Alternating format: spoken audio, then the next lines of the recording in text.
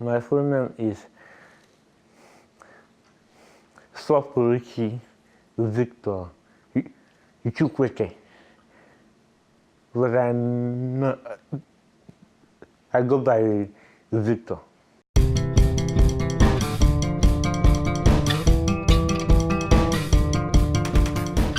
Everybody loves Victor. It's like everybody loves Raymond.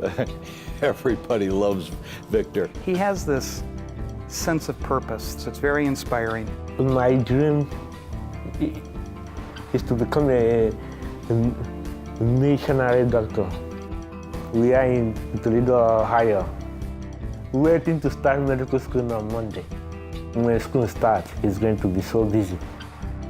Right now, I'm just chilling out. I was born in the eastern part of Nigeria.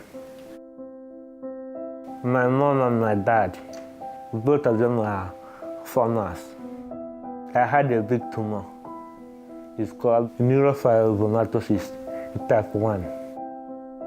In many cases, as in Victor's case, it affects nerve cells associated with the brain and the nervous system. As a child, he was ostracized, picked on. The kids there, people, they make fun of me. I was teased. As a child, I just want to fit in. I just want to belong. His mother took him to as many physicians as she could find in Nigeria to try and obtain treatment. When the doctor look at me and touch my face, and it's like, he says it's like there's nothing they can do. I began to cry. I just want anything to be done. I'm tired of like you having all these tumors. And I was crying. I was really crying. And I was just begging the doctor, please just do something. The medical care is not available in Nigeria. It kept developing and kept growing. I lost my eye. I can't speak very well. My face is kind of disfigured. I have been just like this as far as I can remember. Being very poor and there's nothing they can do. They took me to missionary nuns.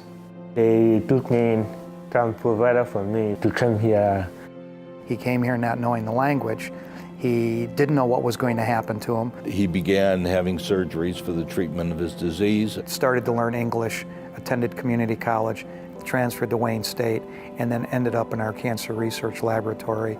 When I came here, I feel that I can make an impact. He was diligent. He read everything we gave him to read. Overcame all of the obstacles, all of the hurdles. He worked long hours. I mean, here's a guy that had every strike against him, and he has succeeded and excelled. I nominated him to be the commencement speaker. I couldn't conceive of anyone better suited. I love to share the story. I mean, even if it's one person that he touched. Bringing his mother to Wayne State University for Victor's commencement speech was extremely exciting. This is the first time that she's left her village. That was the first time I've seen her for like 10 years. I couldn't hold my emotion. You should have been at the airport. I mean, there wasn't a dry eye, including mine. I mean, it was unbelievable. I applied to medical school. I got accepted. I mean, I was so happy. I mean, it's like the dream has come true. It's like that my dream of going to medical school is becoming a reality. Then, a few months later, they told me that because I'm not a U.S. citizen and I don't have the green card, they wouldn't allow me to start medical school. He was accepted, but then he couldn't go in the door because you had to be either an American citizen or you had to have permanent residency. That's something that I've worked so hard to get. It's like I'm grabbing it and it just slipped away. I mean, it was really a trying time, but Senator Carl Levin, he introduced a private bill. There are special bills that can be introduced that allow individuals to study in our country, to come to our country for medical help. I think Victor's an example of a great victory, and we're so honored to have him here in our community as a living example of what medicine and education and a well-intentioned bill can actually achieve. This is the reason that I'm in medical school now. I look at it to remind myself of my journey and how I get here. And the president signed it. Look at that was always like one of the happiest days of my life. I mean, now I say, now I can get it. This guy has the most positive attitude of anyone I have ever met. He leaves the house at 7:30 in the morning. He has school from 8 to 4 o'clock. He goes to the library, and he doesn't come home until 11:30 at night. This is his destiny. This is what he wanted to do.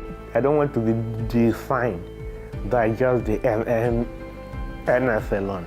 Everyone has a problem. Everyone goes through a rough time in life. So I just want to encourage anyone that has NF or any kind of medical issue.